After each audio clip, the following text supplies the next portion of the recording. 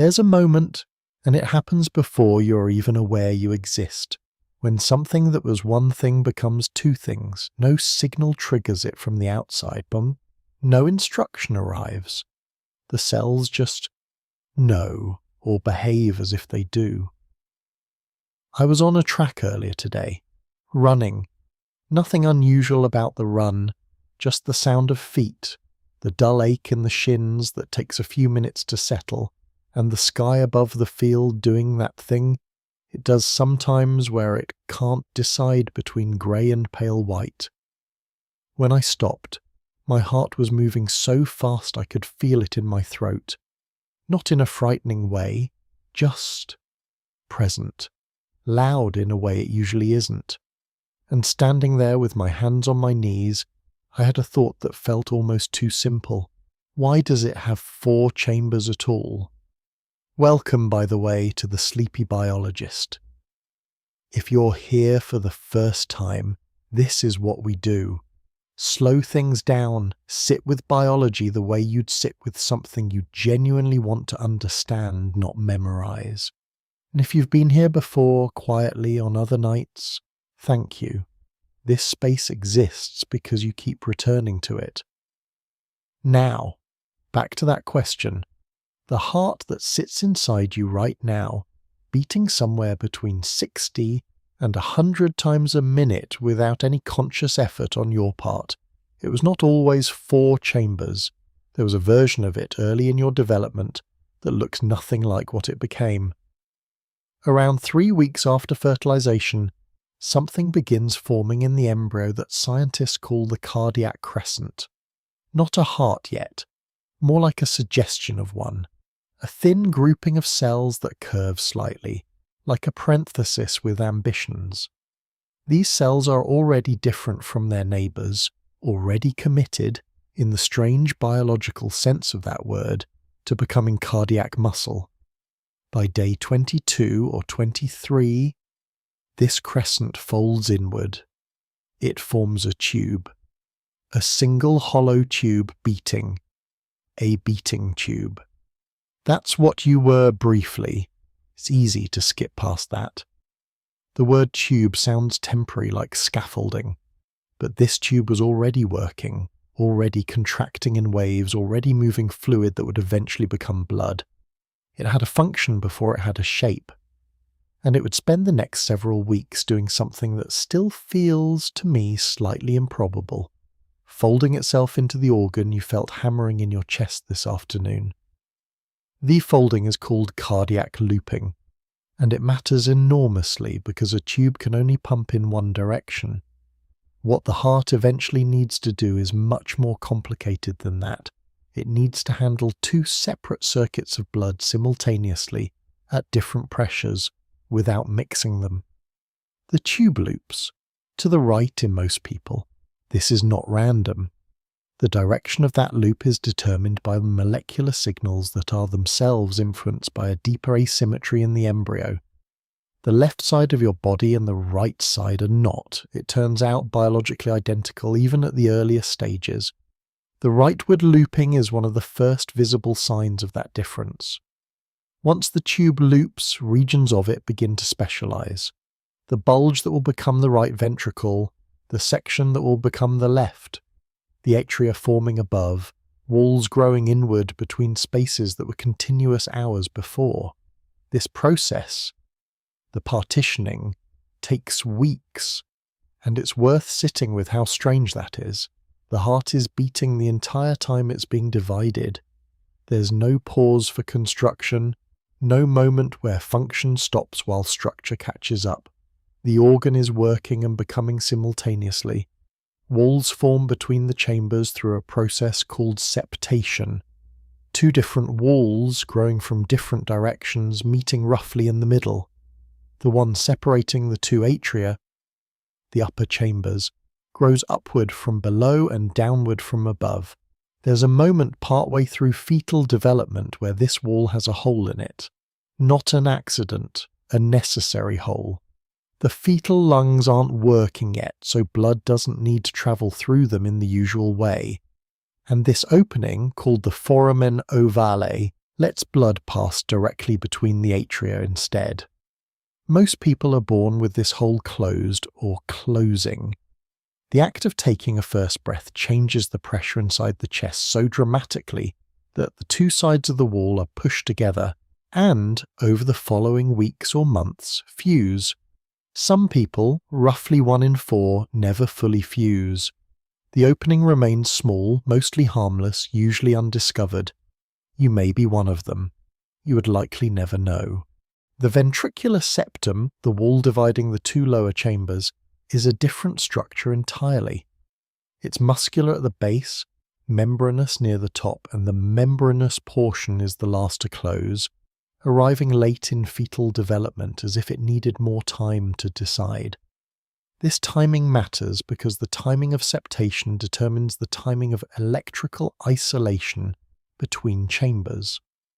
Once the walls are complete, the electrical system of the heart, which we'll get to in a later chapter, has defined pathways to follow. Before the walls close, those pathways are still being routed, architecture and electricity developing together, each one shaping what the other can become. There's a detail in all of this that I keep returning to. The cells that form the walls between chambers don't simply grow and divide.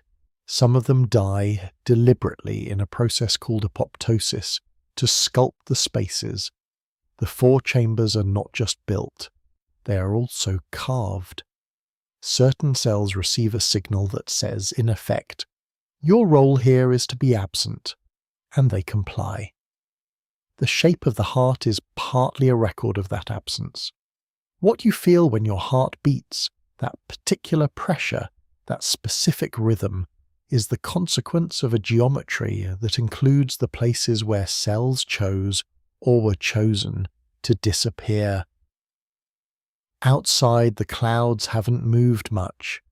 There's something about weather like this, flat, unhurried, that makes it easier to think about processes that don't announce themselves.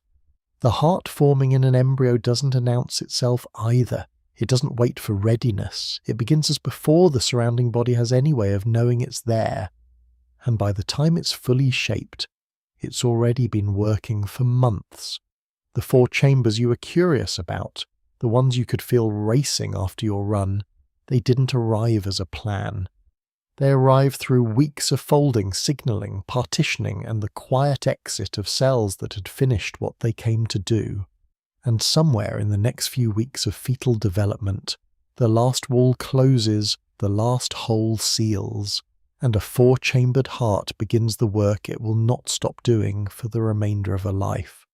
Not because it was designed to, because the cells that looped and divided and died in precise arrangements made it possible for no other outcome to occur. The electrical system that coordinates all 4 chambers, that's somewhere just ahead. There's something almost unremarkable about the coffee going cold. You hold a warm cup and the warmth moves into your hands and your hands don't do anything to keep it. The heat just leaves quietly into the air around you. And a few minutes later the cup is a different temperature than when you picked it up. Nothing dramatic, just the ordinary movement of energy from one place to another, following rules that don't require your attention or agreement. Blood moves through the heart a little like that. Not in the poetic sense. Blood isn't heat, the heart isn't a cup, and I tend to be wary of comparisons that make biology sound simpler than it is. But there's something in the directionality of it, the way movement follows gradient and pressure and the path of least resistance that shares a quality with the cooling coffee. It goes where the conditions allow it to go, and the 4 chambers exist in part to make sure the conditions are always arranged correctly. Tonight's chapter is quieter than the last one, less about becoming, more about doing. The right side of the heart and the left side of the heart are, anatomically, sitting right next to each other. They share a wall, and yet they are, in a functional sense, running 2 entirely separate operations, receiving different blood, sending it to different destinations, working at different pressures, without any direct awareness of what the other side is doing. The right atrium receives blood that has already completed a circuit. It's come from the body's tissues, from the muscles you used on the track this afternoon, from the cells lining your digestive tract, from the skin, the organs, the bones, and it arrives carrying less oxygen than when it left, and more carbon dioxide, a byproduct of the cellular work it supported along the way. This blood is darker, not dramatically so, but visibly, a deeper, cooler red than the bright arterial blood moving out of the left side. The right atrium collects this returning blood through two large veins, the superior vena cava, which drains the upper body, and the inferior vena cava, which drains everything below the diaphragm. They empty into the atrium from above and below, and the atrium receives them without doing much. It's a holding space more than a pump, filling passively, while the ventricle below it finishes its own contraction. Then the tricuspid valve opens. 3 leaflets of thin, fibrous tissue that had been pressed shut by pressure, now swinging open as pressure equalizes, allowing blood to fall mostly by gravity and the gentle suction of a relaxing ventricle into the right ventricle below. The right ventricle is not built like the left. This distinction matters, and it's one of those anatomical facts that I find clarifying in a way that many textbook descriptions miss. The right ventricle has thinner walls. Its muscle is less dense. It pumps with considerably less force than its counterpart on the other side of the septum. This is appropriate. The right ventricle is sending blood to the lungs, which are close, anatomically, biologically close, and the vascular resistance in the pulmonary circulation is low. The blood doesn't need to be pushed far or hard, a modest contraction is enough. The left ventricle on the other side of the wall is sending blood to the entire systemic circulation, to the feet, to the brain, to every organ, through vessels of varying resistance and length.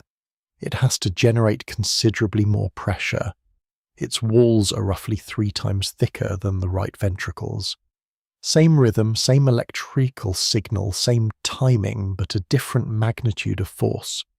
2 ventricles contracting together, producing pressures so different from each other that they belong to almost separate biological worlds.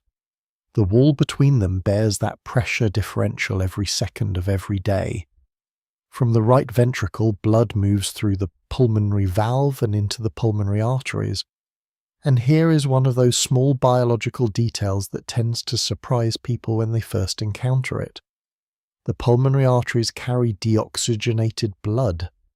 Arteries, in the general understanding, carry oxygenated blood. But the naming convention for arteries and veins is about direction relative to the heart, not oxygen content. Arteries carry blood away from the heart. Veins carry blood toward it. The pulmonary arteries carry blood away from the heart toward the lungs, and that blood at this point in its journey is the low oxygen blood the right ventricle just received. It's not entirely clear why this naming convention persists without more consistent clarification in how we teach it, but there it is, a small linguistic fog sitting over a straightforward biological process. The blood reaches the lungs. It passes through capillaries so narrow that red blood cells must travel through them nearly single file, pressed close against the alveolar walls where gas exchange occurs. Carbon dioxide moves out. Oxygen moves in.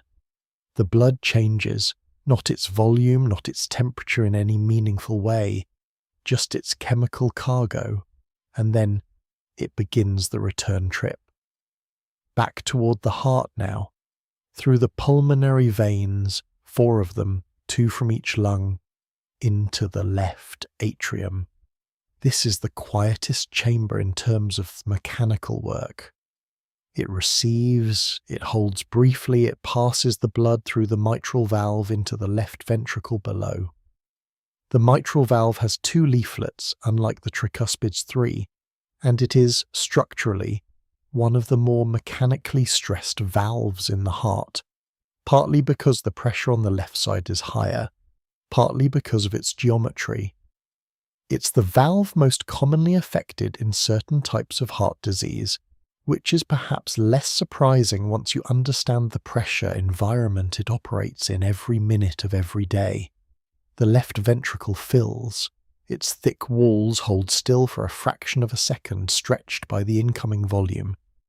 And then the electrical signal arrives, the same signal that triggered the right side moments before, and the left ventricle contracts, hard, purposefully, sending blood through the aortic valve and into the aorta, the largest artery in the body, from which it will branch and travel and eventually return, changed again, to the right atrium where this description began. 2 loops, pulmonary on the right, systemic on the left, running simultaneously in the same organ, coordinated by timing rather than communication. The right side never senses what the left side is carrying. It doesn't need to. The design, if you want to call it that, the bundis arrive through pressure and time rather than intention, keeps the 2 populations of blood separate by architecture alone. Walls and valves, not signals or monitoring. I tend to think there's something worth noticing in that. Not philosophically, just biologically. The solution to a complex problem, managing 2 circuits with different pressures and different oxygen content simultaneously, turned out to be structural rather than active. The heart doesn't manage the separation. The separation is simply built in. The coffee is cold now, has been for a while probably, and somewhere in the chest, the left ventricle is already filling again, the tricuspid is already closing, and the whole quiet sequence is beginning once more. The right side receiving what the body has spent, the left side dispatching what the lungs have refreshed, neither one aware of the other, both entirely dependent on the other continuing. The wall between them holds. It has been holding since before you were born. A cardiologist once told me, casually, the way people in medicine sometimes say the most striking things, that the heart never actually rests. Not between beats, not during sleep, not ever, for as long as a person is alive. I've thought about that more than I expected to. What you feel when you press 2 fingers against the inside of your wrist is not the heart contracting, it's the pressure wave from that contraction, a ripple moving through the arterial wall, arriving at your wrist a fraction of a second after the ventricle that created it has already begun to relax. By the time you feel it, the event is already over. There's something quietly strange about that. The pulse you've checked after exercise, the one you've noticed during anxious moments, it's always a record of something that just happened, never the thing itself. Each contraction of the left ventricle generates what we call systolic pressure. This is the higher number in a blood pressure reading, the moment of push, the ventricle squeezing, the aortic valve swinging open, blood accelerating into the aorta with enough force to reach the capillaries of the feet. Then the ventricle relaxes, the aortic valve closes, and here is the part worth pausing on. The pressure doesn't drop to 0. It doesn't even come close. The aorta is not a rigid pipe. Its walls are elastic, built from layers of smooth muscle and a protein called elastin that can stretch under pressure and then recoil. During systole, when the ventricle pushes, the aorta expands slightly, storing some of that pressure in its own walls the way a squeezed balloon holds tension before it's released. When the ventricle relaxes, the aorta recoils, slowly, steadily. That stored pressure continues to push blood forward through the arterial system even while the heart itself is in its resting phase. This is diastolic pressure, the lower number, the pressure that remains when the heart is not actively contracting. The extended metaphor my cousin used, and I've never forgotten it, was a hand pump attached to a rubber bulb. Squeeze the bulb, pressure spikes. Release it, pressure drops, but attach that bulb to a balloon instead of a rigid tube, and the balloon's recoil keeps the flow going between squeezes. The aorta is the balloon. The flow between heartbeats exists because of what the vessel wall does with the energy the heart gave it. Then he paused and said, "Except the balloon never stops, and the hand never stops squeezing. So the whole analogy eventually falls apart." He was right. It does. Too much pressure and the arterial walls sustain damage over years. Small injuries, chronic stress, the slow remodeling of tissue that wasn't designed for sustained overload. The heart itself begins to enlarge, pushing harder against resistance that won't give. Too little and perfusion fails. Organs receive less than they need. The kidneys, sensitive to pressure in ways most people don't realize, begin compensating, retaining fluid, signaling for more. Pressure climbs again, the system corrects. Usually, until it doesn't. What the body maintains, what it spends considerable biological resources maintaining, is a range. Not a number. A range within which the arterial walls survive long term, the organs receive adequately, and the heart doesn't exhaust itself compensating. Baroreceptors in the walls of the aorta and carotid arteries sense pressure continuously, firing signals to the brainstem that adjust heart rate and vessel diameter within seconds. You stand up quickly, pressure drops momentarily in the head, and the system catches it, usually before you notice, tightening vessels and nudging the heart faster before dizziness fully arrives. Usually. Sitting here now, your blood pressure is doing something. Adjusting, correcting, holding a range you'll likely never think about again tonight. The wave from the last beat has already passed through the aorta, branched, arrived somewhere peripheral, and disappeared into the capillaries. Another one is already on its way. The heart builds pressure, releases it into elastic walls, and those walls carry the work forward into the interval between beats. A system that found a way to make rest and function happen at the same time in the same tissue without ever quite stopping. The valves that make this directionality possible, the ones that keep all of it moving forward rather than back, are somewhere just ahead. The coffee is gone, which is its own small grief. You build a rhythm around a warm cup, and then it's just an empty thing sitting on the table, and the rhythm has nowhere to go. But the heart keeps its own rhythm regardless. It doesn't notice the coffee. It doesn't notice much of anything in the way we mean when we use the word notice.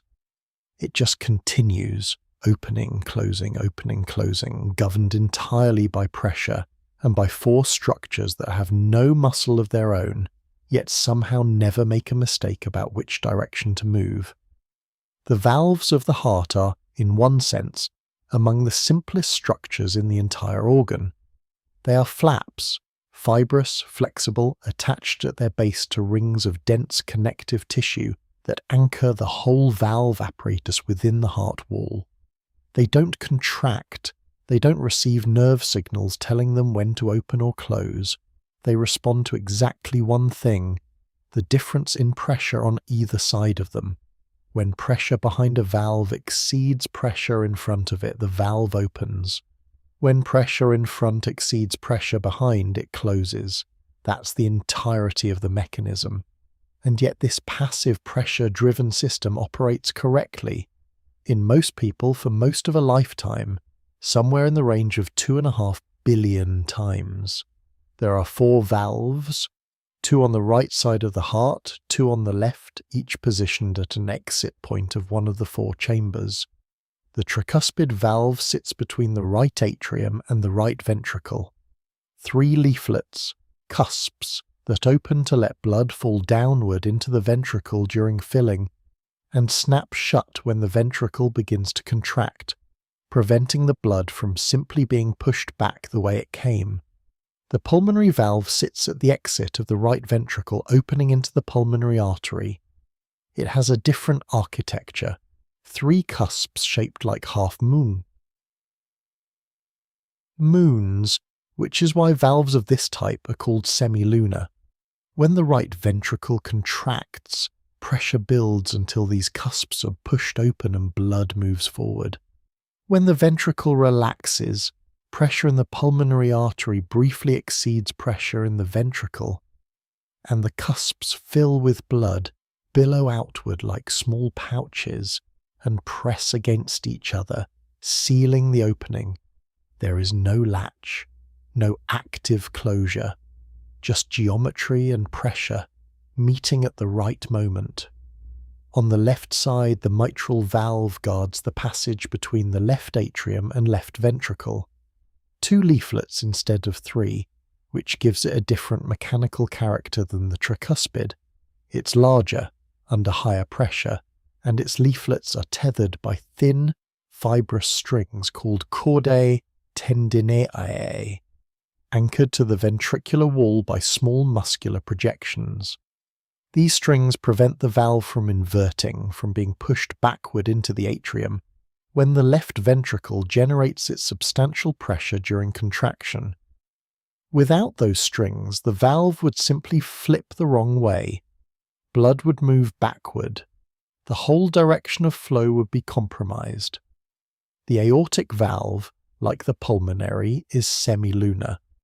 3 half-moon cusps at the exit of the left ventricle, opening into the aorta under pressures considerably higher than anything the right side manages. This valve bears the most mechanical stress of the 4. Its cusps thicken with age.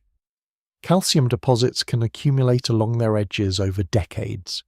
In some people, this calcification slowly narrows the valve's opening, a condition that develops so gradually that the body compensates for years before any symptom surfaces.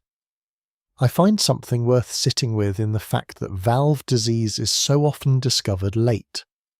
Not because medicine fails to look for it, but because the heart is genuinely good at adjusting. The left ventricle, encountering a narrowed aortic valve, simply works harder. Its walls thicken, its output is maintained. The adaptation is so effective that the problem remains invisible, sometimes for a decade, while the compensation quietly accumulates its own costs. The heart corrects for the failure of one of its own components without being asked, without knowing it's doing so. What's less often discussed, and this is something I find genuinely interesting from a structural biology perspective, is that the valve leaflets themselves are living tissue. They are not inert flaps. They contain cells. They have their own blood supply, thin as it is. They remodel very slowly in response to the mechanical forces they experience. Cells within the leaflets sense the stress of each opening and closing and adjust the composition of the surrounding matrix accordingly, stiffening where stiffness is needed, maintaining flexibility where rigidity would cause tearing. 2.5 billion cycles. The tissue is changing the whole time. It's not entirely clear at the cellular level how the leaflets maintain their properties for as long as they do under that kind of mechanical repetition. There's something we still don't fully understand about how valve cells distinguish normal mechanical stress from the kind of stress that should trigger pathological remodeling. The line between healthy adaptation and the beginning of disease is thinner than the research currently makes legible. The sound the valves make, the lub of the first heart sound, the dub of the second, is the sound of leaflets decelerating, of moving tissue being brought to a stop by pressure reversal, the momentum of closure creating a brief vibration in the surrounding structures.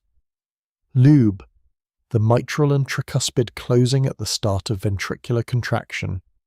Dub, the aortic and pulmonary closing at its end. A stethoscope placed against the chest is, in this sense, listening to the moment the valves refuse to let blood go backward.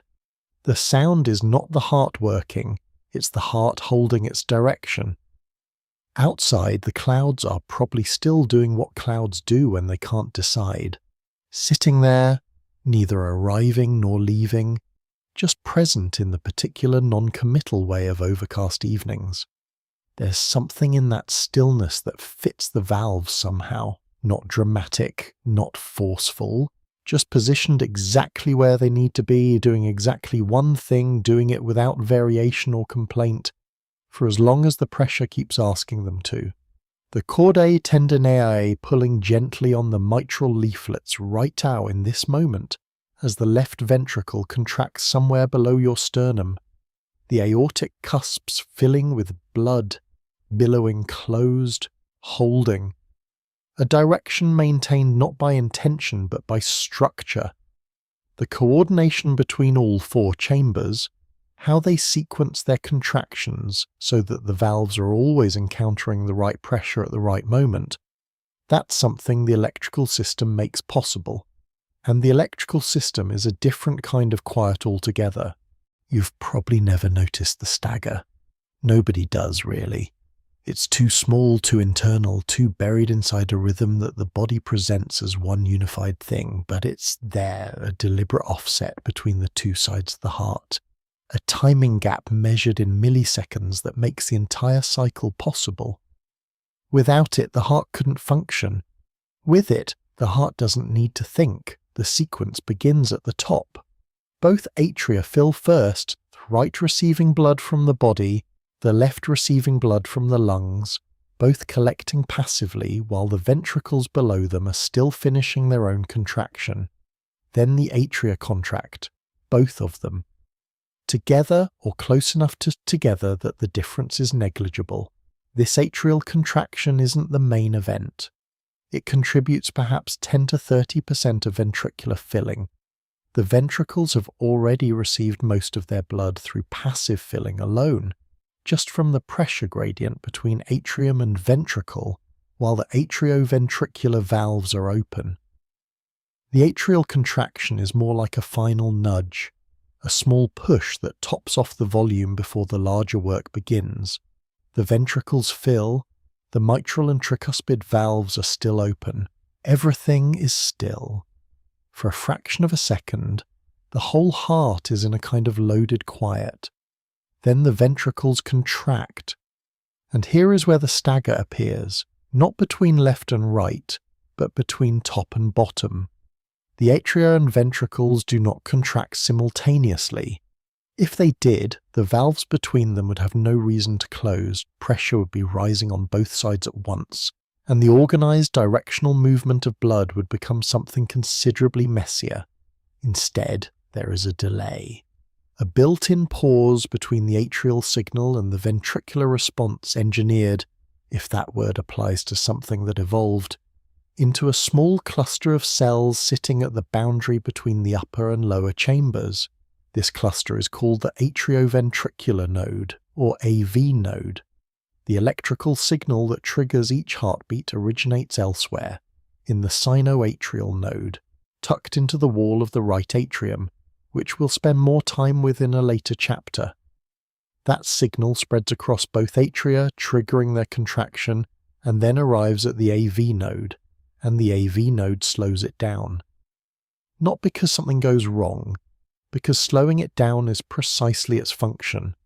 The AV node conducts the electrical signal at a fraction of the speed of the surrounding tissue, introducing a delay of roughly 100 to 200 milliseconds between atrial and ventricular activation. 100 milliseconds, long enough for the atria to finish contracting and the ventricles to finish filling. Short enough that the whole sequence feels, from the outside, like a single beat. It's one of those biological arrangements that feels almost too tidy to be accidental. And in one sense, it isn't. The AV node exists because hearts without adequate atrioventricular delay didn't pump as effectively. And over evolutionary time, the architecture that coordinated the sequence outperformed the architecture that didn't. But I find myself hesitating slightly before phrases like perfectly designed. Because the AV node is also a vulnerability.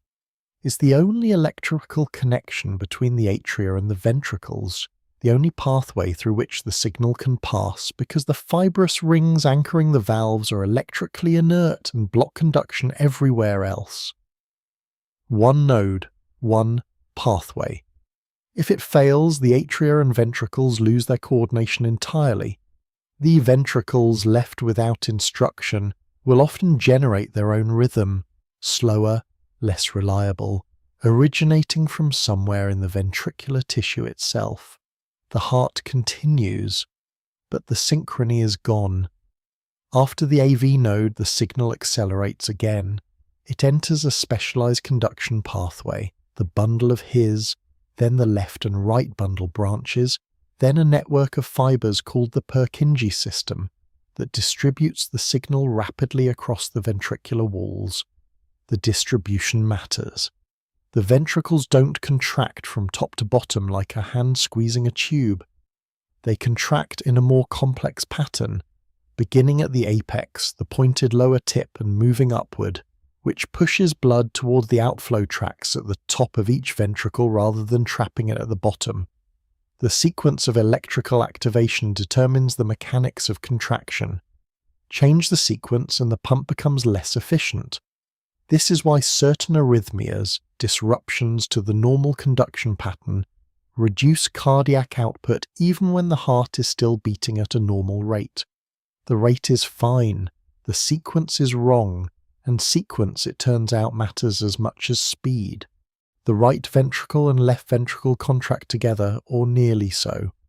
Their electrical activation is simultaneous enough that the mechanical contraction appears unified. But the pressures they generate differ enormously, and the valves on each side open and close at slightly different moments as a result. The pulmonary valve opens a fraction before the aortic valve. The aortic valve closes a fraction before the pulmonary. These small offsets produce what a cardiologist can hear as splitting of the heart sounds, a slight doubling of the second sound, particularly on deep inspiration, when the timing difference widens. Most people go their entire lives without knowing their heart sounds split on every breath in. Somewhere in your chest, the sequence is running right now.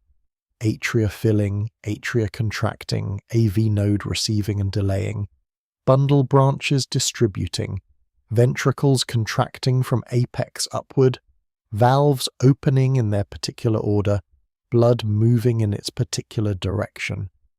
Not because anything is managing it, because the timing was built into the structure a long time ago, and the structure has been reliable enough that nothing needed to change. You've probably never noticed the stagger, but it's been there since before you took your first breath, coordinating two sides of an organ that share a wall but run, in almost every meaningful sense, separate lives. The wall between them, what it holds, what it costs, what it quietly bears, is just ahead. There's a particular quiet that settles in a room when the evening has been going for a while. The clouds outside haven't changed. The empty coffee cup is still on the table. Everything is just slightly stiller than it was an hour ago. The septum doesn't announce itself. It's not the part of the heart that gets discussed at dinner tables or mentioned after a run. It has no sound, no pulse you can feel from the outside, no clinical number attached to it that appears on routine checkups. It simply exists, a wall of muscle and fibrous tissue running down the center of the heart, dividing left from right, holding two pressures apart that would otherwise interfere with each other constantly. It is, in the most literal sense, the reason the four-chambered heart works at all. The septum is not one structure, it's two, joined.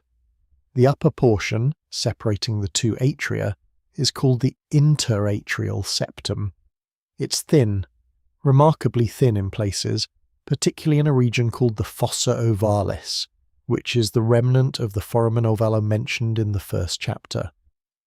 That fetal opening, once necessary, closes and leaves behind a shallow oval depression in the atrial wall, thinner than the surrounding tissue, a permanent anatomical record of a hole that once had a purpose.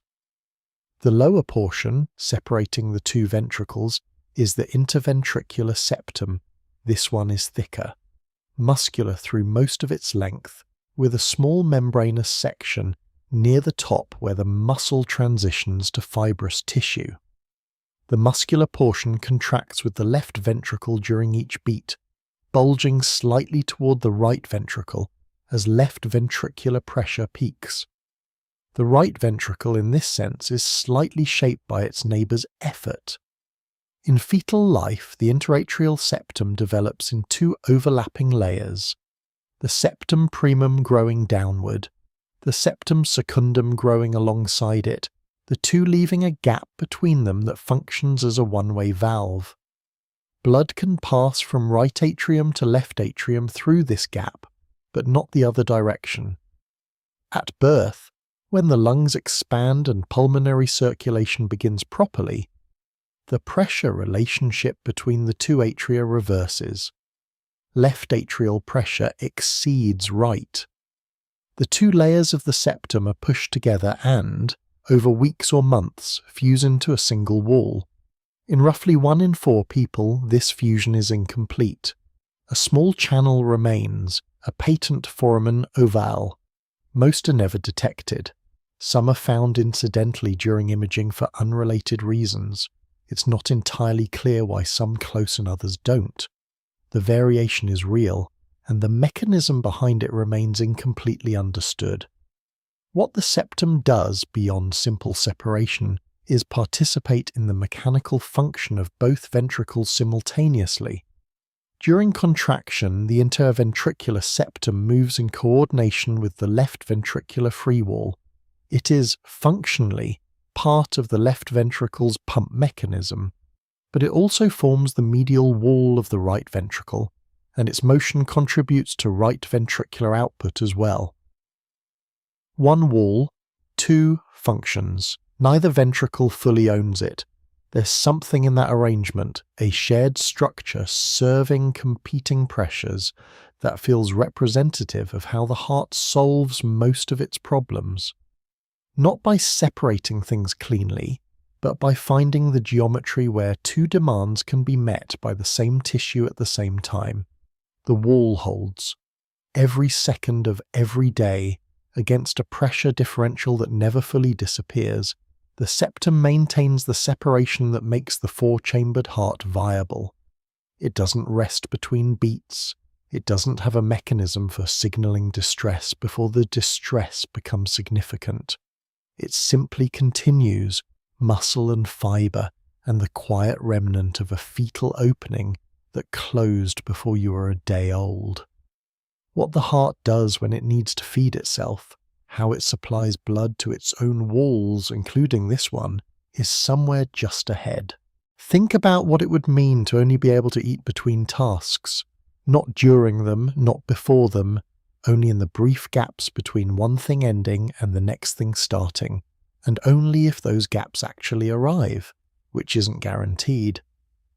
It's the kind of arrangement that sounds unsustainable when you say it out loud, and yet the heart has been operating under exactly this constraint since the first moment it began beating, somewhere in the 3rd week of embryonic development, in whatever version of a room your mother was in at the time.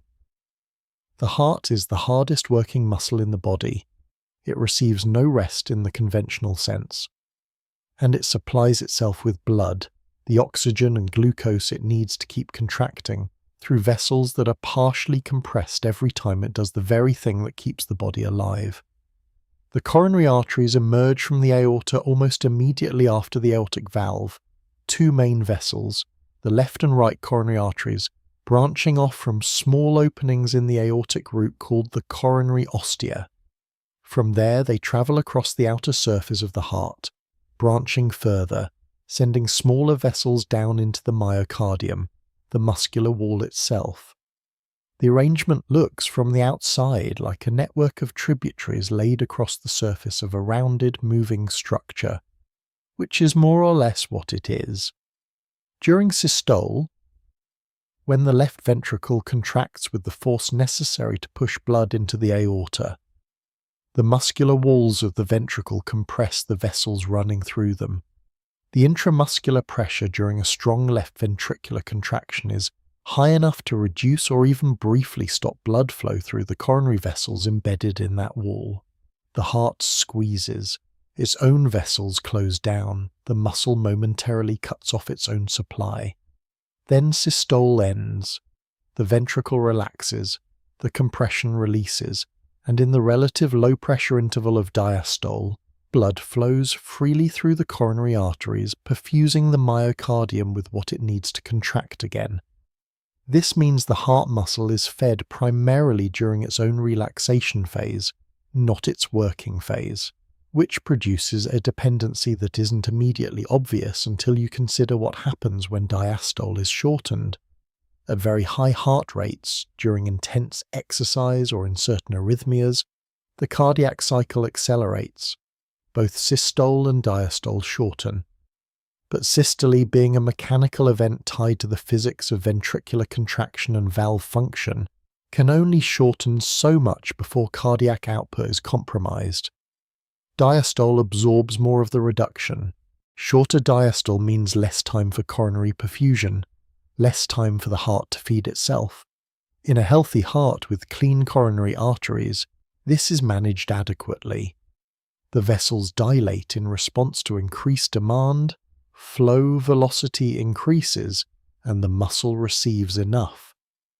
But in a heart where the coronary arteries are narrowed by atherosclerotic plaque, the capacity to dilate is reduced.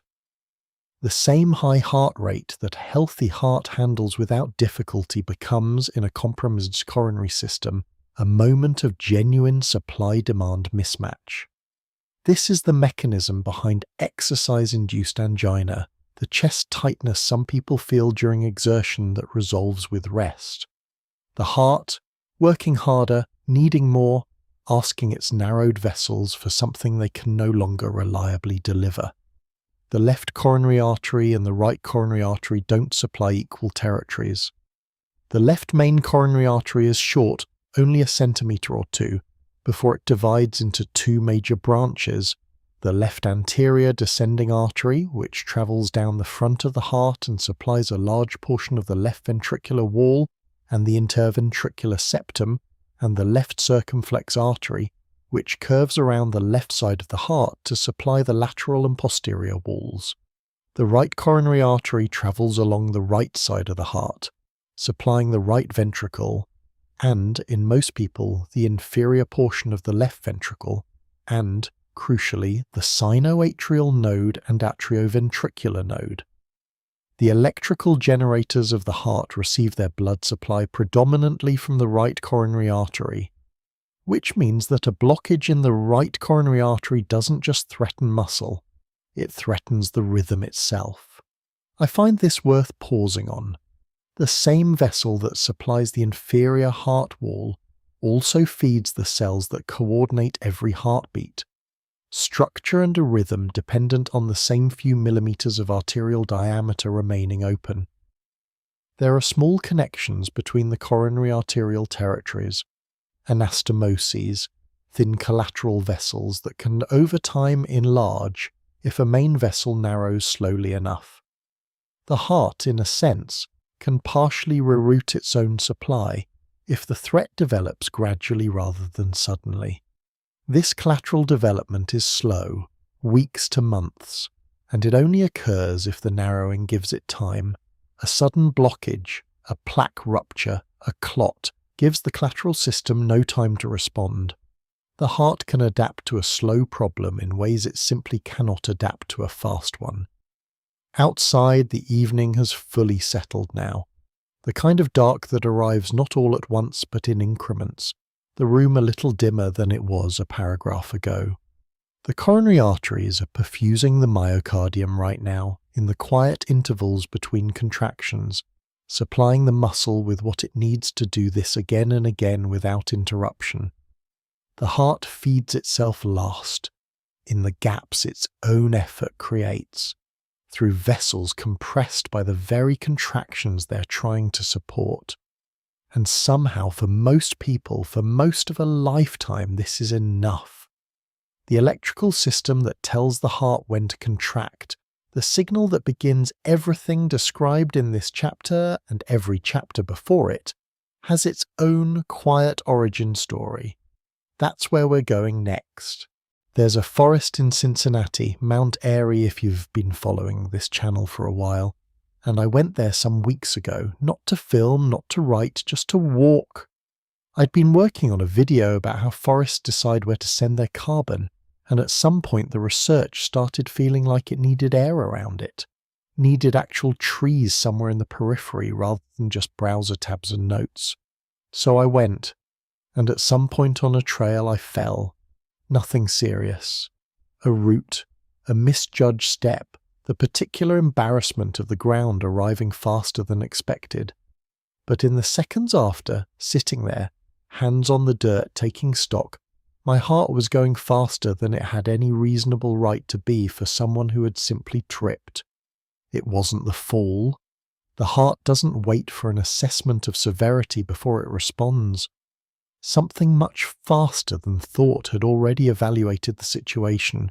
A sudden drop and impact, the spike of startle, and sent a signal that reached the heart before I'd fully processed what happened. That signal, where it comes from, how it travels, what the heart does when it arrives, that's what this chapter is about. The heartbeat begins in a cluster of cells embedded in the upper wall of the right atrium near the junction with the superior vena cava.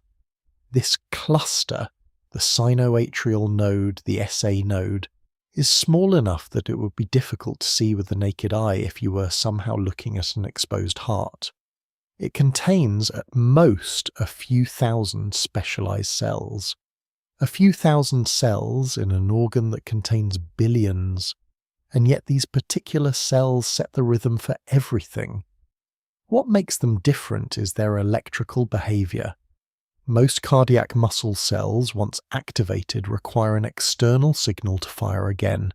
They sit at a stable resting membrane potential and wait. SA node cells don't wait. Their membrane potential drifts spontaneously upward during each resting interval. A slow automatic depolarization driven by ion channels that allow a steady inward current even in the absence of any triggering signal. When the drift reaches a threshold, the cell fires, an action potential propagates, and then the drift begins again. This is called automaticity. The SA node possesses it intrinsically, not because the nervous system instructs it to pace, but because the cells are built in a way that makes spontaneous firing their default state. The nervous system modulates the rate, speeding it up or slowing it down, but the rhythm originates from within the node itself.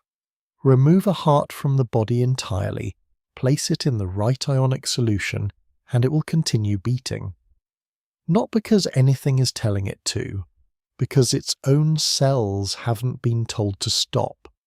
From the SA node, the electrical signal spreads outward across both atria through the working myocardium, the ordinary cardiac muscle cells that conduct current between each other through gaseous junctions, protein channels that connect adjacent cells and allow ions to pass directly from one to the next.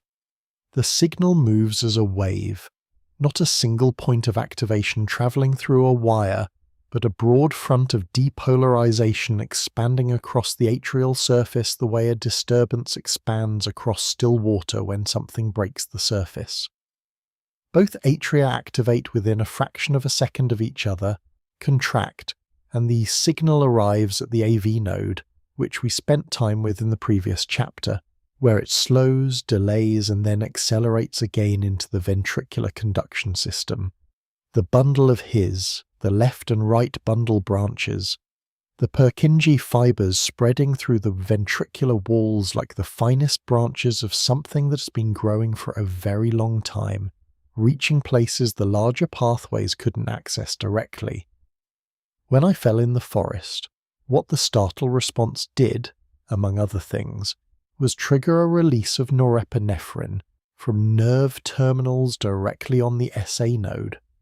Norepinephrine binds to receptors on the node cells and accelerates the spontaneous depolarization. The slow upward drift happens faster, The threshold is reached sooner, the node fires more frequently. Heart rate climbs within seconds. Simultaneously, the adrenal glands, responding to the same stress signal through the bloodstream rather than direct nerve contact, began releasing epinephrine, which does something similar with a slightly longer onset and a slightly longer duration. The heart was already racing by the time I was fully aware that I had fallen. This is worth sitting with, not because it's surprising. Most people have felt the heart respond to a sudden shock before any conscious thought catches up. But because it illustrates something about the SA node's relationship to the nervous system that isn't always clearly stated. The nervous system does not generate the heartbeat, it adjusts it. The rate you experience at rest, the acceleration during fear or exercise, the gradual slowing as you lie down and relax. These are modulations applied to a rhythm that exists independently of any external instruction. The SA node would pace a heart in the complete absence of any nerve input. The nervous system simply negotiates with something that was already going. There is a second layer to this worth mentioning. The SA node is not the only part of the heart with automaticity. The AV node can pace if the SA node fails, but more slowly, at 30 to 60 beats per minute rather than the SA node's 60 to 100. The Purkinje fibers can pace as well, more slowly still, at 20 to 40 beats per minute, a rhythm so slow it barely sustains consciousness. Each lower pacemaker is suppressed under normal conditions by the faster rate of the one above it, a phenomenon called overdrive suppression, where the faster rhythm continuously resets the slower one before it gets a chance to fire spontaneously. The hierarchy exists as a fail-safe. SA node fails. A V node takes over. A V node fails. The ventricles pace themselves. Each level slower than the last. Each one a contingency the body carries silently in reserve. Most people will never need the second or third levels of this system. It is there regardless. The electrocardiogram, the ECG, is a recording of the electrical activity described in this chapter, captured through electrodes on the skin. Each component of the tracing corresponds to a specific electrical event. The P wave representing atrial depolarization spreading from the SA node, the PR interval representing conduction through the AV node, the QRS complex representing ventricular depolarization through the bundle branches and Purkinje system, the T wave representing ventricular repolarization, the electrical reset that allows the ventricles to fire again. The whole sequence from P wave to end of T wave occupies less than half a second at a resting heart rate. Everything described in this chapter, the SA node firing, the wave crossing the atria, the AV node delaying, the bundle branches distributing, the ventricles activating from apex upward, compressed into less than half a second, repeating without interruption for an entire life. On the trail, after a few minutes, the heart slowed again. The norepinephrine cleared. The epinephrine metabolized. The SA node settled back toward its resting rate, the drift between beats lengthening, the intervals between contractions widening back to something ordinary. The forest didn't notice. The trees were doing what trees do, moving carbon through their own quiet systems, indifferent to the mammal sitting on the ground nearby with dirt on his hands. There's something I find genuinely grounding about that. Not in a philosophical sense, just. The biological processes around you continue at their own pace, and your own biology, however briefly disrupted, finds its way back. The SA node drifting upward toward the threshold right now, somewhere in the right atrial wall, preparing to fire the beat that follows this one. Not because anything instructed it to begin, because it never actually stopped. The sound that all of this electrical activity eventually produces the sound a stethoscope catches, the sound you can sometimes feel rather than hear after hard effort, is a different kind of story, and it's just ahead. You've heard it your entire life.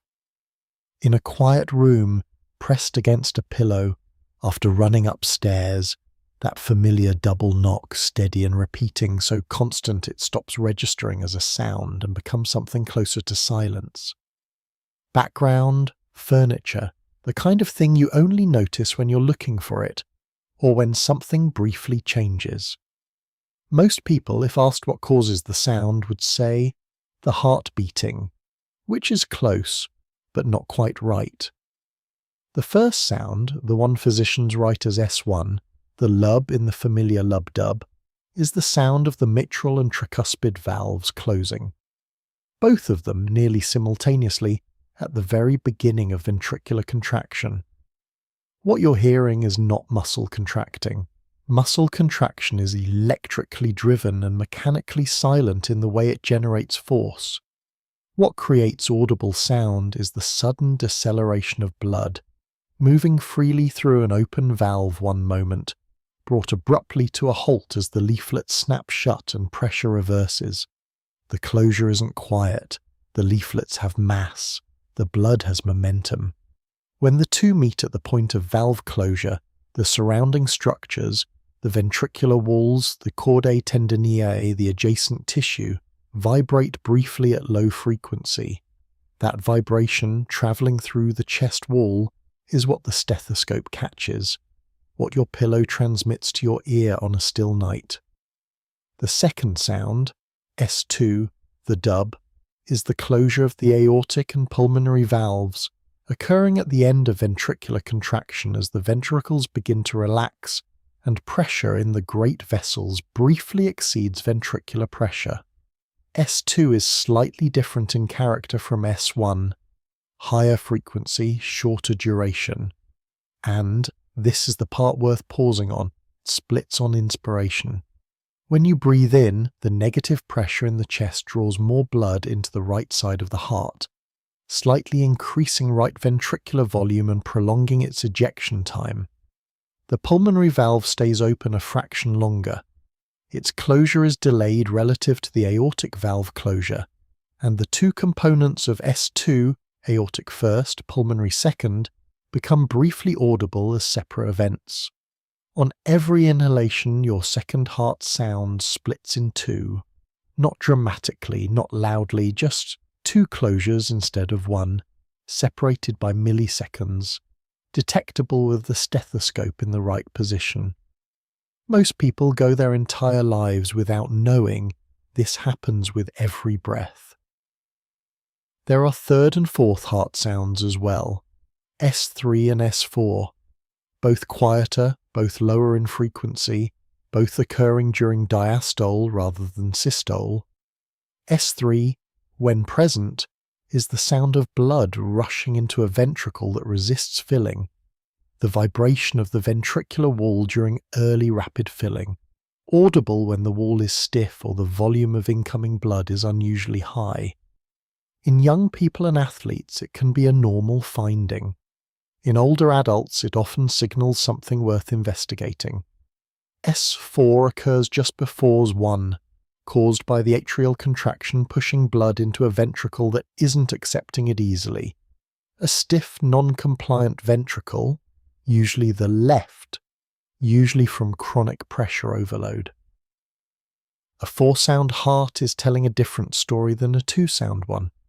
I find something quietly arresting in the fact that the diagnostic information carried in heart sounds is almost entirely about valve closure and ventricular compliance, about resistance, stiffness, the mechanical behavior of chambers and fibrous leaflets, rather than about the electrical or muscular events that seem intuitively more central to what the heart does.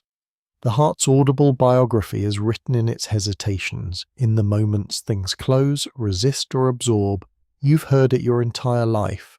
The lub is 2 valves refusing to let blood move backward. The dub is 2 more doing the same thing on the other side, slightly offset, splitting faintly with every breath you take. Not the heart beating, the heart holding its direction. What happens when all four chambers need to coordinate that direction simultaneously, or the full electrical and mechanical conversation between them, is where we're going next. The room has gotten quieter, not dramatically, just the kind of quiet that accumulates after a certain hour, when ambient sound drops below the threshold you consciously register, and becomes something you only notice if it suddenly returns. Okay, so here's the thing. I keep getting stuck on when I think about how the heart coordinates itself. It's not the complexity that surprises me. Biology is full of complex coordination. Immune cells communicating across tissues, neurons firing in patterns that produce coherent thought, the endocrine system running what amounts to a long-distance chemical conversation across every organ simultaneously. Complexity doesn't surprise me anymore.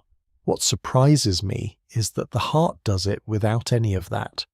No hormones shuttling between chambers, no nerve network stitching the four spaces together into a shared awareness. The coordination happens cell to cell directly through physical connections so small they require electron microscopy to see properly. And it works without interruption, without central management, without anything you'd recognize as communication for the entire duration of a human life. The mechanism is the gap junction between adjacent cardiac muscle cells, cardiomyocytes. There are regions where the cell membranes come into extremely close contact and form protein channels that connect the cytoplasm of one cell directly to the cytoplasm of the next. These channels, made from proteins called connexins, are wide enough to allow ions to pass freely between cells. When a cardiomyocyte depolarizes, when its electrical charge reverses as part of the action potential that triggers contraction, ions flow through these gap junctions into neighboring cells, raising their membrane potential toward the threshold for their own depolarization. The signal doesn't jump. It conducts, cell to cell to cell, like heat moving through something solid. This means the heart muscle doesn't receive a command from outside and then contract in response. The electrical event is the tissue itself, passing a state change from one cell to its neighbors, propagating a wave of altered membrane potential across the myocardium in a fraction of a second. The whole heart is, in this specific sense, one electrical continuum, not metaphorically, structurally. The gap junctions make it literally continuous, a syncytium, which is the technical word for a tissue that behaves as a single electrical unit despite being composed of individual cells. There are actually two syncytia, separated by the fibrous rings of the cardiac skeleton, the atrial syncytium and the ventricular syncytium, connected only through the AV node, which we've already spent time with. This separation is what makes the atrial contraction and ventricular contraction sequential rather than simultaneous. The electrical wave can't jump from atrial to ventricular myocardium directly because the fibrous tissue between them doesn't conduct. So when the SA node fires and the wave spreads across the atrial syncytium, it reaches the AV node and stops, waits, delays, then continues into the ventricular syncytium through the conduction system, spreading rapidly through the Purkinje network, and then more slowly through the working ventricular myocardium. Two continuous electrical tissues, one narrow bridge between them, and the bridge itself, the AV node, is the only place in the entire heart where the timing of that passage is deliberately controlled. I want to stay with the gap junctions for a moment because I think they're underappreciated.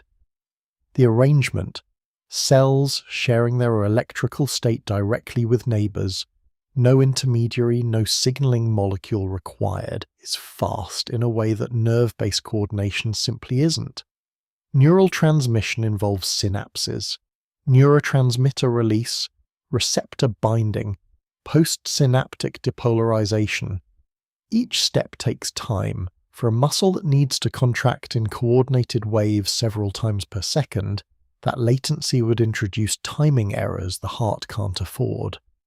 Gap junction conduction is almost instantaneous by comparison. The ions are already in the neighboring cell before any receptor has time to bind anything. There's a trade-off though, and I think this is the part that doesn't get discussed enough. Because the ventricular myocardium is one continuous electrical tissue, an abnormal electrical event anywhere in it can propagate just as readily as a normal one. A cardiomyocyte that depolarizes spontaneously outside the normal conduction sequence, from ischemia or electrolyte imbalance or scarring from a previous infarction, sends its signal through the same gap junctions the normal wave uses. The same connectivity that makes coordinated contraction possible also makes the propagation of arrhythmia possible. The heart's greatest functional asset and its primary electrical vulnerability are the same thing. The same protein channels, the same cell-to-cell continuity. Calcium is doing most of the actual work, and it's worth saying that plainly. The action potential that travels through the gap junctions triggers, within each cardiomyocyte, the release of calcium from an internal store, the sarcoplasmic reticulum, a network of membranous tubes running through the cell. This released calcium binds to the contractile proteins, troponin and tropomyosin, allowing actin and myosin filaments to interact and generate force. The strength of contraction depends on how much calcium is released, which depends on how much calcium entered the cell during the action potential, which depends on the previous beat, the current heart rate, the activity of the sympathetic nervous system, and the calcium load currently stored in the sarcoplasmic reticulum. Each beat is influenced by the one before it, not through memory in any cognitive sense, just through the calcium that remains in the system, the concentrations and gradients that the previous cycle left behind. The heart has a kind of mechanical short-term memory built into its calcium handling. It doesn't know what happened last beat. It's just operating in conditions the last beat created. There's something else. The four chambers don't just coordinate electrically. They coordinate mechanically through the pressure and volume changes each one creates in the others. The left ventricle contracting pushes the interventricular septum slightly toward the right ventricle, contributing to right ventricular ejection. The filling of one chamber affects the filling dynamics of its neighbor through the shared pericardial space, the fibrous sac surrounding the heart, which limits total cardiac volume. If one ventricle dilates, fills with more blood than usual, or fails to empty properly, the pericardium constrains expansion of the other. The two ventricles compete quietly for space within a fixed enclosure. This is called ventricular interdependence. It's a mechanical conversation running in parallel to the electrical one, and it operates continuously, shaping the output of each chamber in response to what the other is doing. 4 chambers, 2 syncytia, 1 pericardial sac, everything influencing everything else through pressure, volume, electricity, and calcium simultaneously every second. I've been sitting here for a while now. The TV is off. The clouds outside have either cleared or just become invisible in the dark, and hard to tell which, and I keep coming back to the thing that started this whole video. Standing on the track after a run, heart going fast, wondering why it has 4 chambers at all. It's a question that seems simple until you start pulling on it, and then it becomes a question about evolutionary history, about fluid dynamics, about electrical physics, about calcium chemistry, about the geometry of a fibrous sac that limits how much any of it can expand. The 4 chambers work together not because they communicate in any rich sense, not because they know what each other is doing, but because they are structurally continuous, mechanically interdependent, and operating within an enclosure that forces their behavior to be mutually constrained. They collaborate the way parts of a single thing collaborate, because that's what they are. What happens to that single thing when it needs to run harder, pump more, respond to a body climbing stairs or falling on a forest trail? How it adjusts to output without losing coordination is where we're going next. There's a version of this you already know from the inside, not from reading about it, from the particular quality of breath that arrives about 40 seconds into something hard. The run that starts easy and then doesn't. The flight of stairs taken too fast. The moment you realize you've been walking uphill for longer than you thought. Something shifts, the chest gets louder. The breathing reorganizes itself around a new demand. And underneath all of that, mostly below conscious awareness, the heart is already well into an adjustment that began before you noticed anything had changed. It started on the track, honestly, before I even registered I was working hard. That's the part that still catches me slightly off guard. Not the response itself, but how early it begins. The heart doesn't wait for a conscious signal. It doesn't receive a message that says the body is now exercising and should be treated accordingly. The adjustments begin through mechanisms that operate below any threshold you'd recognize as decision-making, and by the time effort feels like effort, the cardiac output has already been climbing for several seconds. Output is the right word to start with.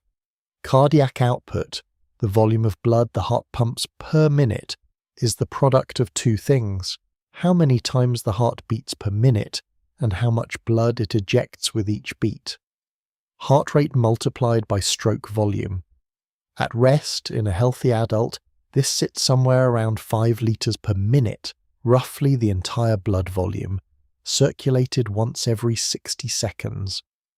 During maximal exercise, cardiac output can reach 20 to 25 litres per minute in a fit person, 4 to 5 times the resting value. Both components increase, heart rate climbs, stroke volume climbs, but they don't increase equally, and they don't increase through the same mechanisms. Heart rate responds first. It responds faster because the mechanism is simpler. The sympathetic nervous system withdraws the vagal brake that keeps the SA node slower at rest, and simultaneously delivers norepinephrine directly to the node, accelerating the spontaneous depolarization we spent time with in Chapter 8.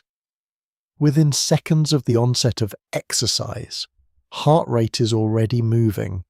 Stroke volume takes longer, and the way it increases is, to me, one of the more elegant pieces of cardiac physiology, not because it's complicated, but because it's almost entirely mechanical. The mechanism is called the Frank-Starling relationship, named for two physiologists who described it in the early 20th century, working independently, reaching the same conclusion through different experiments. The principle is straightforward. Cardiac muscle, like skeletal muscle, generates more force when it is stretched before contraction. Stretch the ventricular wall by filling it with more blood, and the subsequent contraction is stronger, not because any signal told it to be stronger, but because the mechanical properties of the muscle itself change with the degree of stretch. At the molecular level, increased stretch brings actin and myosin filaments into more optimal overlap for cross-bridge formation, and increases the sensitivity of the contractile proteins to calcium. The cell doesn't receive new instructions. The geometry of its own proteins changes, and the force output changes with it. What this means in practice is that the heart has a built-in mechanism for matching output to input. More blood returning from the working muscles, more venous return driven by the pumping action of contracting skeletal muscles and the increased respiratory effort that accompanies exercise, means more ventricular filling, means more stretch, means stronger contraction, means more blood ejected per beat. The heart responds to increased demand partly by being told to respond through the nervous system, and partly by simply receiving more and doing more with it through a property of muscle physics that requires no signalling at all. There's a third mechanism, less mechanical, more chemical, circulating epinephrine released from the adrenal medulla during exercise, arriving at the heart through the bloodstream rather than through direct nerve contact, increases the force of ventricular contraction independently of filling volume or heart rate. This is called a positive inotropic effect. The calcium handling within each cardiomyocyte changes. More calcium enters during the action potential, more is released from the sarcoplasmic reticulum, more is available to bind troponin and drive cross-bridge cycling. The same amount of stretch produces a stronger contraction under epinephrine than without it. The Frank-Starling curve in effect shifts upward. The heart operates at a higher level of contractility for the same degree of filling. During the fall in the forest, the startle, the sudden epinephrine spike, this is part of what was happening. Not just a faster heart, a more forceful one, the ventricles ejecting more completely with each beat, leaving less residual volume behind. It's a slightly uncomfortable thought that a stumble on a trail triggered a genuine augmentation of cardiac contractility. But the biology doesn't distinguish between threats that require it and surprises that don't. The mechanism runs the same way regardless. The coronary circulation adjusts too, and this matters enough to mention even briefly. As cardiac work increases, myocardial oxygen demand rises steeply. The heart is a highly aerobic muscle with almost no capacity for anaerobic energy production, and it extracts oxygen from its blood supply with unusual efficiency even at rest. When demand increases, the coronary arteries dilate. Local metabolic signals, adenosine released from working myocytes, falling oxygen tension in the tissue, cause smooth muscle in the vessel walls to relax, widening the lumen and increasing flow. Coronary blood flow can increase 4 to 5 times above resting values during maximal excellence. The heart's own circulation scales with its workload in real time through chemical signals the tissue produces itself. The adjustments involved in increasing cardiac output are not just about doing more, they're also about maintaining the coordination we spent the last chapter with. At high heart rates, the cardiac cycle shortens. The diastolic interval, already the shorter phase at rest in terms of pressure, though not always in terms of time, compresses further. Ventricular filling has less time to complete, and yet stroke volume is maintained, or increased, because the Frank-Starling mechanism operates even with rapid filling, and because sympathetic activation stiffens the ventricular wall in a way that makes it snap back faster during relaxation, drawing blood in more forcefully during early diastole. The heart adapts its own relaxation to match the pace being demanded of it. That's the part I find genuinely difficult to hold clearly, not the contraction which feels intuitive, but the relaxation, that the heart has to actively manage how quickly it unloads, how completely it empties, how efficiently it refills, and that these processes are as regulated as the contraction itself. Rest here is not the absence of work, it's a different kind of work, performed faster, under higher adrenergic tone, in a shorter window, without losing the coordination that makes the next contraction possible. Eventually, the run ends, the stairs are done, the trail levels out, venous return begins to fall, filling volumes decrease. Heart rate, no longer driven by the same sympathetic intensity, begins its gradual descent, not abruptly because the hormones take time to clear, but steadily over minutes, settling back toward whatever the resting rate happens to be. The Frank-Starling mechanism quietly returns the stroke volume toward its baseline as filling volume normalizes. The coronary vessels narrow back toward their resting diameter as local metabolic demand drops. The body returns gradually to something like the state it was in before the demand arrived. The heart doesn't reset. Nothing in biology truly resets, but it finds its way back to a familiar range and holds there until the next thing asks it to do more. What each of those demands leaves behind, the slow accumulation of a lifetime of cardiac work in the cells that have been there since childhood, is somewhere just ahead. At some point, a two-chambered heart was enough. Not metaphorically enough, literally, biologically sufficient for the organism carrying it, adequate to sustain life, adequate to support reproduction, adequate to persist across generations without any pressure toward something more complex. Fish have two-chambered hearts, one atrium, one ventricle. Blood enters, gets pushed to the gills, picks up oxygen, circulates through the body, returns, a single loop, a single pump. It works, has worked, continues to work for the most species-diverse group of vertebrates on the planet. The two-chambered heart is not a primitive failure. It's a functional solution that never needed replacing for the animals that kept it.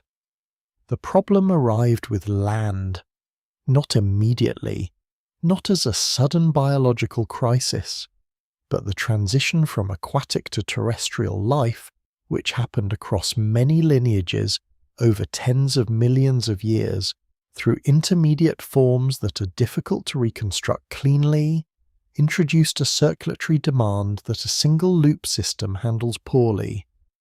In water, a fish's body temperature tracks the surrounding environment closely. Metabolic rate stays low. The oxygen demands of the tissues are modest and relatively stable. A heart that pushes blood through one circuit can keep up.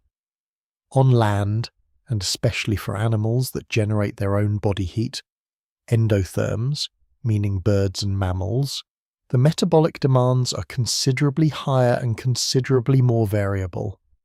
A resting mammal requires more oxygen per unit of body mass than a resting fish of equivalent size. An active mammal requires dramatically more.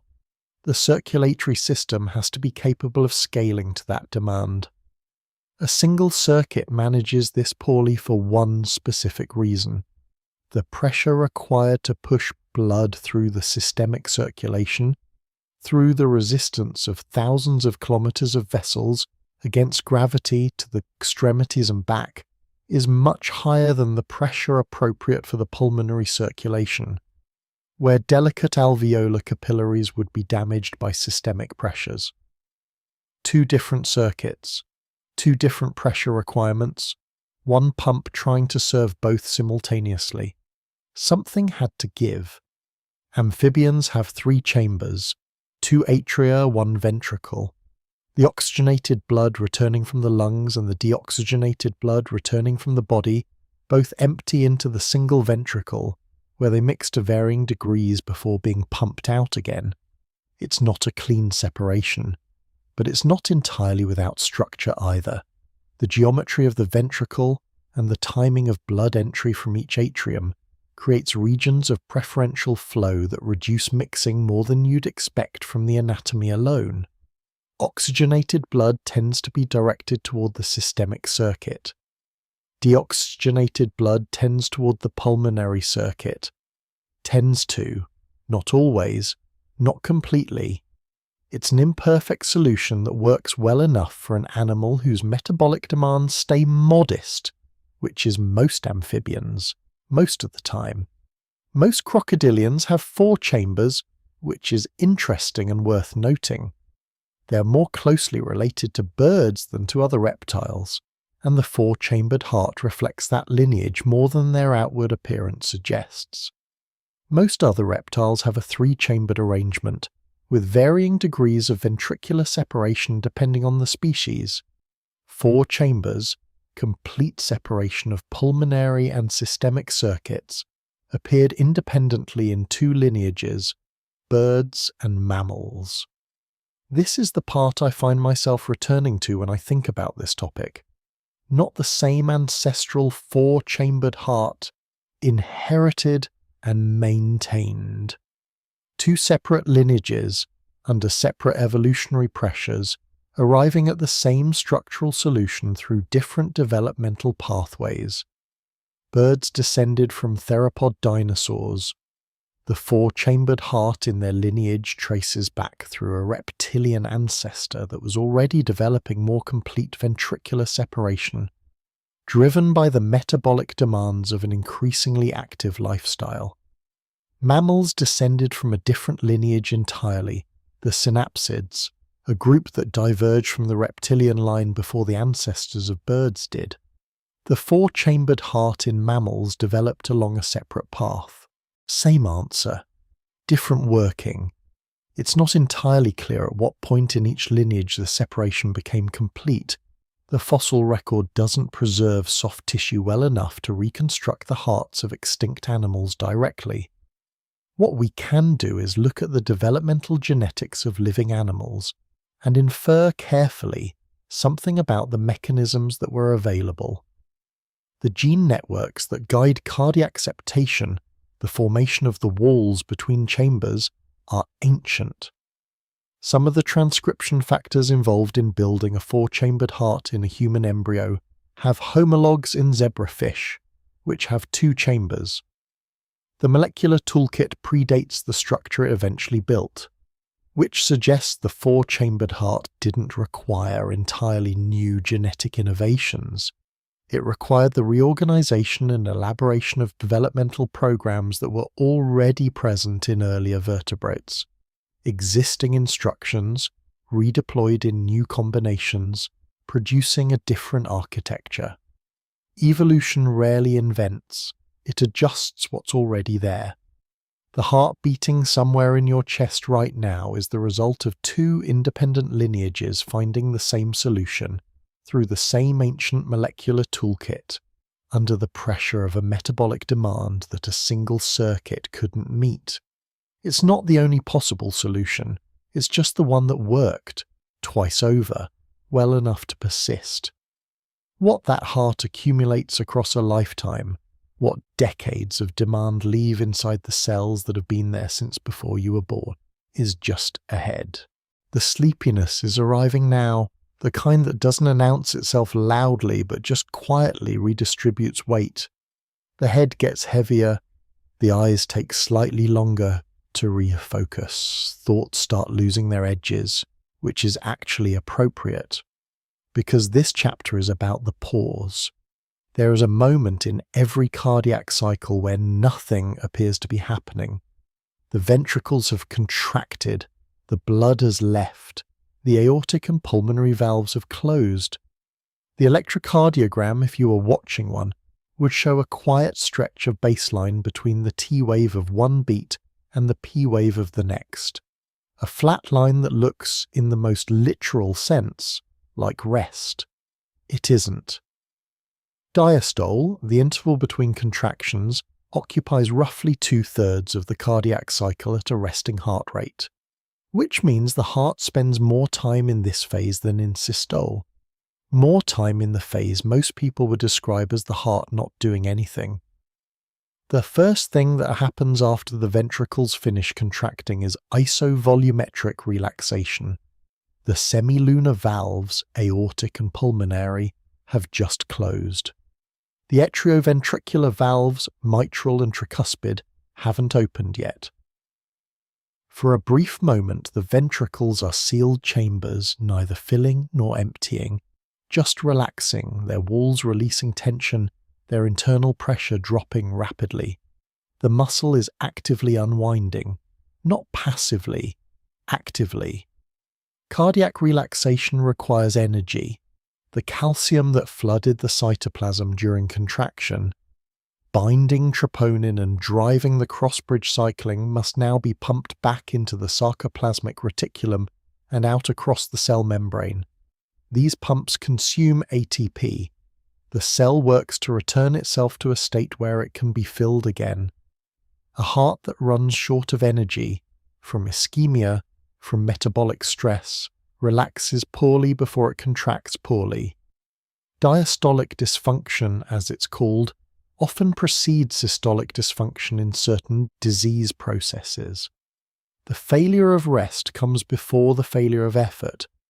Once ventricular pressure drops below atrial pressure, the mitral and tricuspid valves open. Early filling begins. This is passive. Blood that has been accumulating in the atria simply falls into the ventricles along a pressure gradient, no contraction required. In a healthy heart at rest, this early passive filling accounts for the majority of ventricular filling, somewhere between 70 and 80% of the final volume. The ventricle assists this process. During early diastole, the ventricular walls don't just relax, they recoil, snapping back from their contracted state with an elastic energy stored during systole, creating a brief suction effect that actively draws blood inward. The ventricle pulls, the atrium doesn't push. The blood moves because the space below it suddenly wants to be filled. Then a longer quiet interval of diastasis. The filling slows. Pressures between atrium and ventricle have largely equalized. Blood continues to move, but gradually, without much driving force. This is the stillest moment in the cardiac cycle. Both chambers sitting at nearly equal pressure, connected through open valves, exchanging volume slowly. The heart's version of a held breath. For most of human history, the heart spent longer here than it does now in people under chronic stress, because resting heart rates were lower, cycles were longer, and diastasis extended comfortably between beats. At higher heart rates, from exercise, from anxiety, from caffeine, diastasis is the first interval to shorten and the first to disappear entirely. The cycle accelerates, early filling merges directly into atrial contraction, and the quiet middle of diastole compresses toward nothing. The pause gets smaller. The heart gets less of its own rest. The atria contract last, a small push, 10 to 30% of final ventricular volume, topping off what passive filling began. And then the cycle closes, ventricular pressure rises, the atrioventricular valves shut, that's the lub, and systole begins again. I know the feeling of needing more coffee, but also being past the point where coffee would actually help. The body has its own opinion about when the day should end, and it usually states it more quietly than we'd prefer. The coronary arteries have just finished their most productive interval. The diastolic window where compression released and blood flowed freely into the myocardium. The sarcoplasmic reticulum has reloaded its calcium. The ventricular walls have returned to a geometry ready to be filled. Everything that looked like pause was preparation. The next contraction is already inevitable. What the cells carrying all of this, the cardiomyocytes that have been doing this since before you were born and will continue until the last beat, accumulate across a lifetime is where we go next. There is a number that gets mentioned in cardiac biology with enough regularity that it starts to feel like a fixed fact. Something settled and agreed upon. Roughly 1% of cardiomyocytes, the working muscle cells of the heart, are replaced each year in adulthood, 1% annually, which sounds low until you do the arithmetic forward. By age 70, somewhere between 40 and 50% of the cardiomyocytes in a human heart may have been renewed since birth. The other half, more or less, has been there the entire time, dividing rarely or not at all, persisting through decades of continuous mechanical demand, accumulating the molecular record of everything the heart has been asked to do. The heart you have at 70 is not a deteriorated version of the heart you had at 20. It's a genuinely different object, built from different proportions of old and new cells, shaped by different pressures, carrying different proteins in different configurations, and I think this distinction matters more than the way we usually talk about cardiac aging tends to suggest. The cardiomyocytes that don't renew, the ones present since early life, are not static.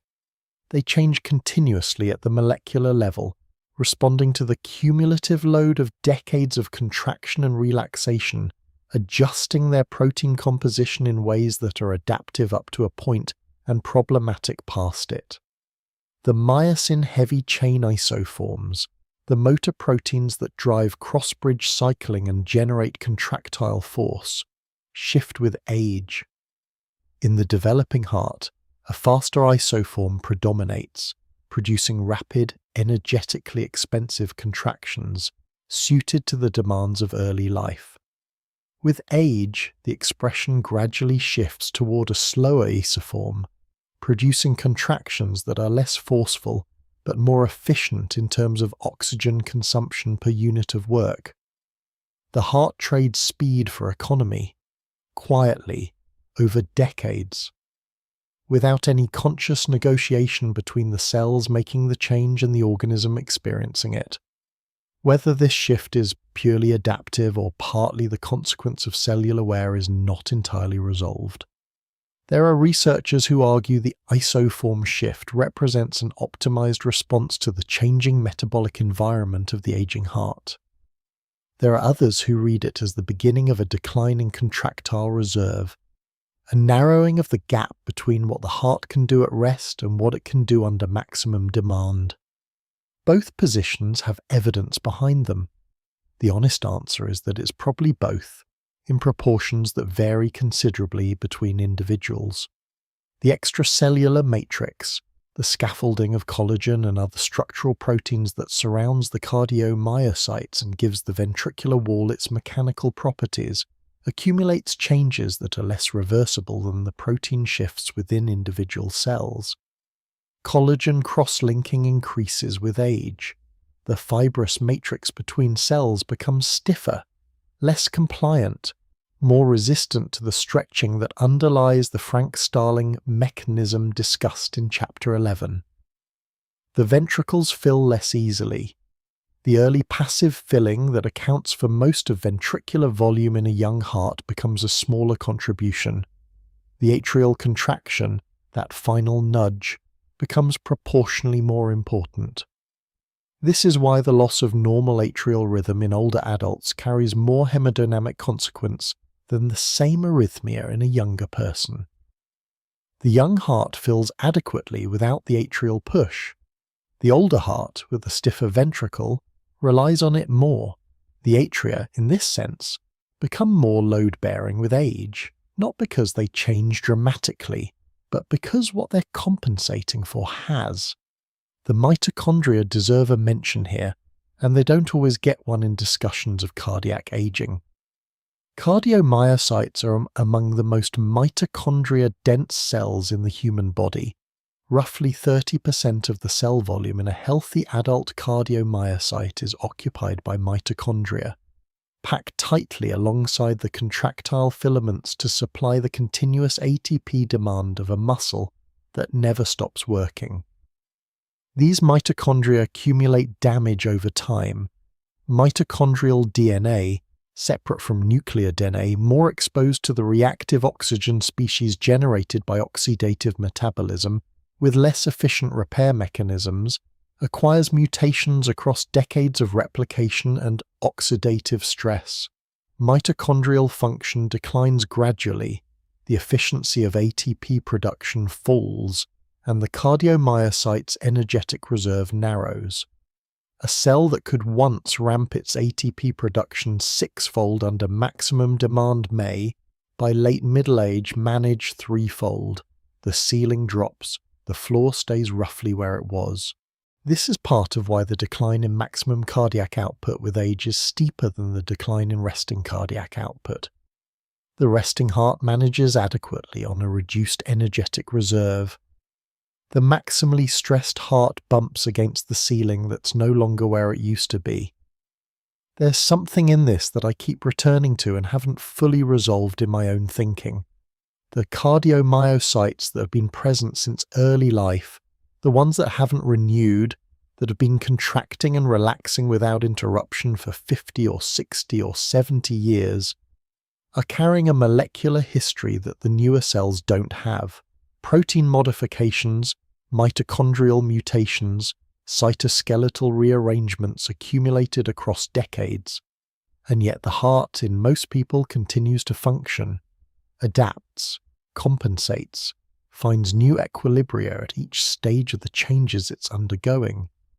It does this without any central awareness of what's being lost or what's being adjusted. The cells respond to their local environment, the mechanical load, the oxygen tension, the hormonal milieu, and the organ-level behavior emerges from those local responses in aggregate. There is no part of the heart that knows it is aging. There are only cells responding to conditions that are slowly changing in ways that produce, at the scale of the whole organ, something we recognize as the cardiac aging process. The room is quiet now in the way late nights get quiet, not silent, just emptied of the sounds that accumulate during busier hours. The heart beating right now is carrying its own accumulated history. The proteins in its cells reflect the exercise it has done, the stress it has sustained, the periods of rest it was given or not given.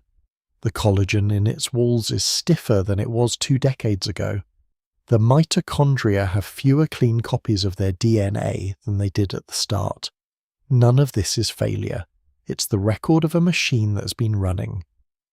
The last chapter in this series doesn't go further into the biology of what accumulates or declines. It goes somewhere quieter, back to the question that started all of this, and what the 4 chambers look like when you hold them together as one thing rather than examining each piece separately. There was a question, a simple one, or one that seemed simple. Standing on a track, heart loud in the throat, wondering why 4, why not 2, why not 3, why not one very efficient chamber doing everything a heart needs to do. The question felt almost embarrassingly basic, the kind of thing you'd expect to find answered in a single paragraph somewhere, filed away and settled. It wasn't, though. Or at least the answer kept opening into something larger every time I thought I'd reached the edge of it. The 4 chambers are not 4 separate solutions to 4 separate problems. That's the thing that took the longest to sit with properly. Each chamber looks, in isolation, like a discrete component with a discrete function, the right atrium collecting, the right ventricle dispatching to the lungs, the left atrium receiving, the left ventricle driving the systemic circulation. Clean divisions, distinct roles, but nothing in the heart actually operates in isolation. The right ventricle's output becomes the left atrium's input within seconds. The stiffness of the left ventricle affects how much the atria contribute to filling. The septal wall belongs mechanically to both ventricles simultaneously. The pericardium constrains all 4 chambers within a shared enclosure, making the volume of one a pressure on the others. Pull any single chamber out of the system, and you haven't simplified the system. You've broken it. The coordination that holds all 4 together is layered in a way that becomes clearer in hindsight than it ever is when you're learning the pieces separately.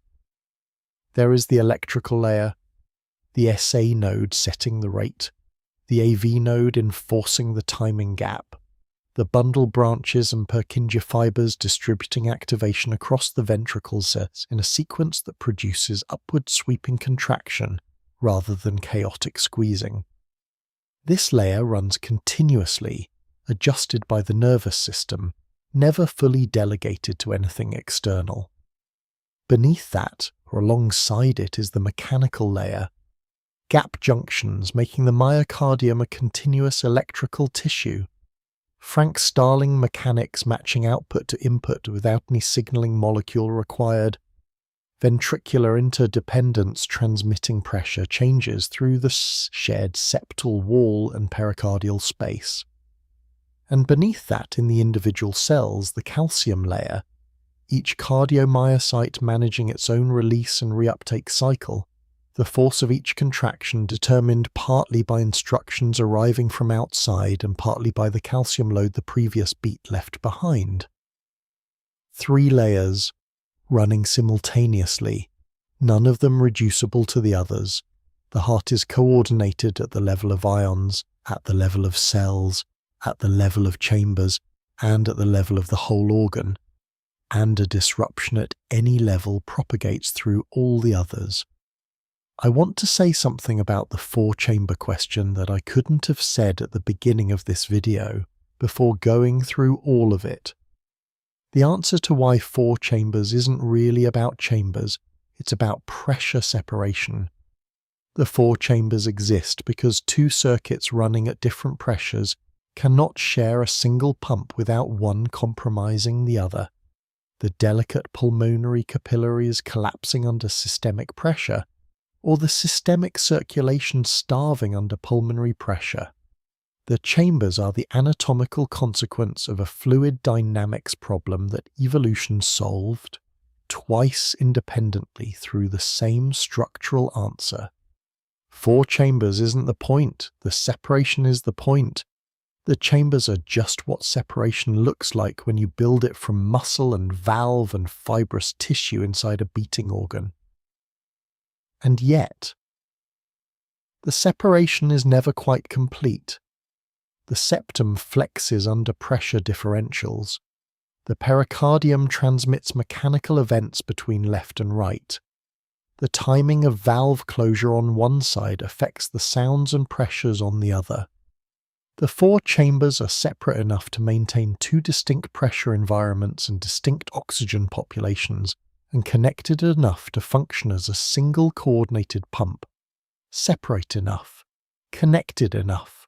That's the balance the four-chambered heart has been maintaining in birds and in mammals, across hundreds of millions of years of evolutionary time, inside bodies as different as a hummingbird and a blue whale, and inside the body reading this, or listening to this, somewhere in whatever quiet space you've found tonight.